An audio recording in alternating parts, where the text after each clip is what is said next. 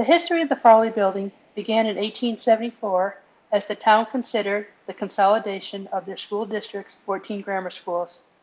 Building a high school was thought to be a benefit to the town by providing a local high school education, raising educational standards, and increasing property values. The town voted to buy land in the center of town and to build a new two-story school.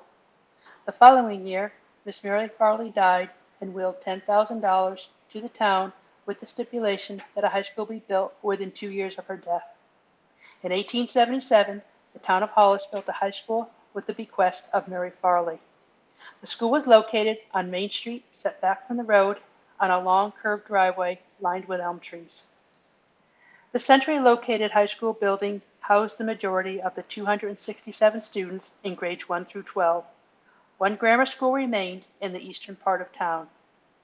The high school district occupied the second floor of the new building. The central district, School District 1, grades 1 through 8, used the first floor.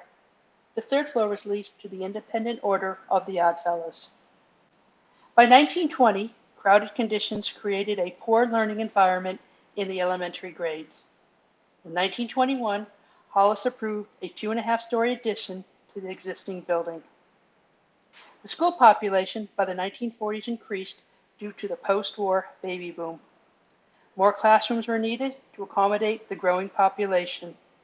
Also, state aid to schools required communities to meet the regulations set by the New Hampshire State Board of Education. The State Board believed that a town the size of Hollis could not provide a good education for high school students. Hollis resolved the dual problems by building an elementary school for grades 1 through 6 in 1952. Students in grades 7 through 12 remained in the existing high school. The high school curriculum was enhanced to satisfy New Hampshire State Board regulations. Hollis outgrew the high school building in 10 years, and a new high school was built on the adjacent property in 1962. For the next 40 years, the Farley Building was used for art, language, and special education classes. The building footprint remained the same. However, the original aesthetics were modified for practical considerations.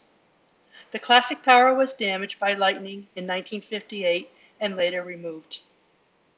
Although the building underwent many interior changes that met new and developing educational standards, some original details still remain.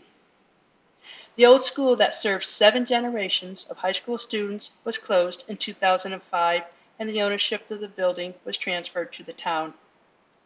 Debate as to the fate of the Farley Building continues for many years.